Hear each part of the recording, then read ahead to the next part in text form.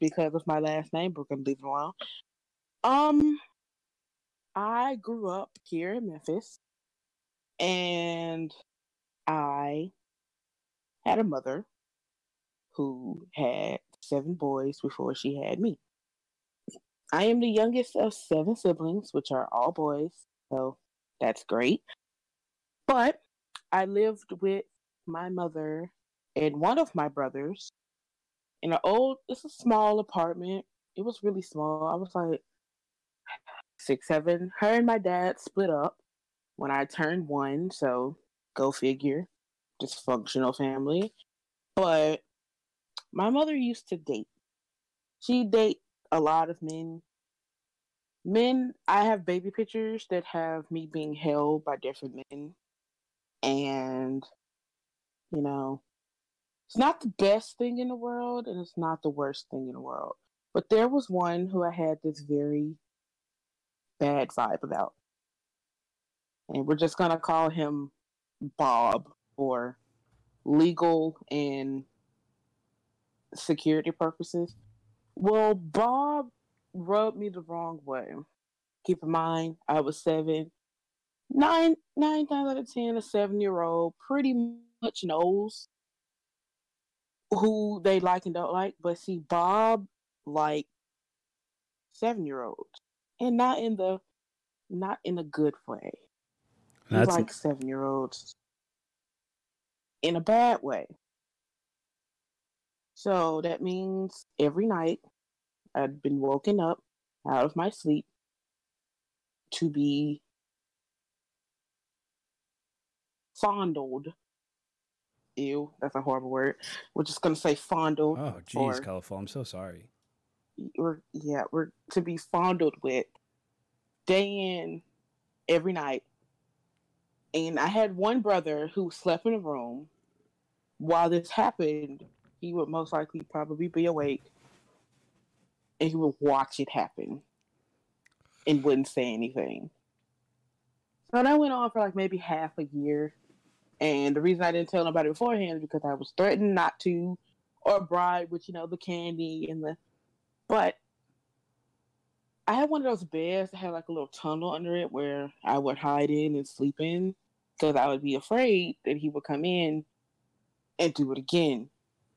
And when they told me they were going to get married, it's like something snapped in me, and I wanted to tell her. I went and told my mother, and I kid you not, guys, my mother sat up there and told me, Bob would not do that. Why are you lying? Get out of my face, you compulsive liar. I was 7 years old, and I told this story to her twice, word for word. So after they got married, I was at my grandmother's house, who I currently live with now. I told her everything. I was crying my eyes out, and she believes me. She told my dad. My dad, living 45 minutes away, came to my side and then went to go arrest Bob. Well, not arrest, but torture, in a sense, Bob. Beat his ass? Yeah. Yeah.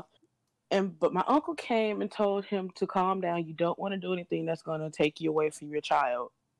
So, fast forward, I'm like 10. No, I'm 8.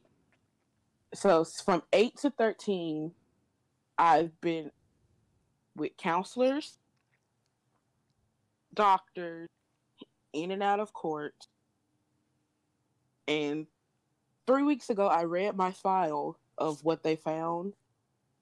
There were traces of dead sperm in a 7-year-old's body that did not develop simply because I was undeveloped. So there was that, and during that time, you don't know I don't think anybody wants to feel the pain of going through their school life and having all of their friends ask you where your mother is, why you don't live with your mother, and do you have to thoroughly explain why? Because I was 7, and from 7 to 13, in and out of the court system, I am 20 years old now, and I have not seen my mother since I was 7 years old. It hurts, but I don't let that define who I am, because when I was younger, I was very harmful to myself. I would go weeks and months without eating, and then weeks and months where I would eat everything under the sun. And then I wanted to end it 3 times while I was young, but I was stopped. And the last time, I almost was not stopped. So I went to counseling, more doctors, more counseling, harmful what, and now I'm here. I'm here. I'm perfectly fine. I'm healthy. I have a stable mind on my head now. And the person that you see in stream chat, that's who I am in person. I am very nice. I speak to everyone. I have this bubbly personality. I don't see the wrong in people, even though I have wrong done to me. Because before I lived with my grandmother, I was homeless. Me and like 6 of my brothers, we were all homeless. We lived in an abandoned apartment, no food, no water, no lights. They had to take and sign and scrounge for like 2 years until my oldest brother went to the army, and every little check he got, he sent back to us. So I'm forever grateful for him. And I'm also grateful for my dad's side of the family. Speaking of my dad, I lost my dad, my best friend, in the 6th grade. I did not get to say goodbye to him. And every time I think about it, my heart sinks because I never got to say goodbye. And I lost my best friend. That's like, I lost both parents. Both. And I tell this story not to make you sad, not to earn pity, not to hear I'm sorry, but to show you that you can overcome a lot.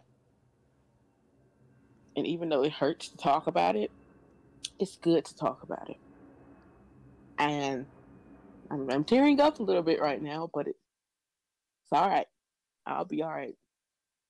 And I just want to share that story because, like I said, I'm an open book. I have no hard feelings to anybody. I'm a jokeful person, and I trust you guys to, constantly be there for not only me, but for Charlie too, because he's a great person, and I see him doing big things just like I see myself doing big things. I see us all doing big things, you know?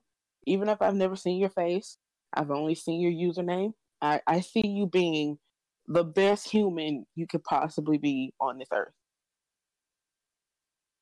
So, thank you for listening. And yeah, I'm here to answer any question, Wow. Holy shit, Collurfull. You might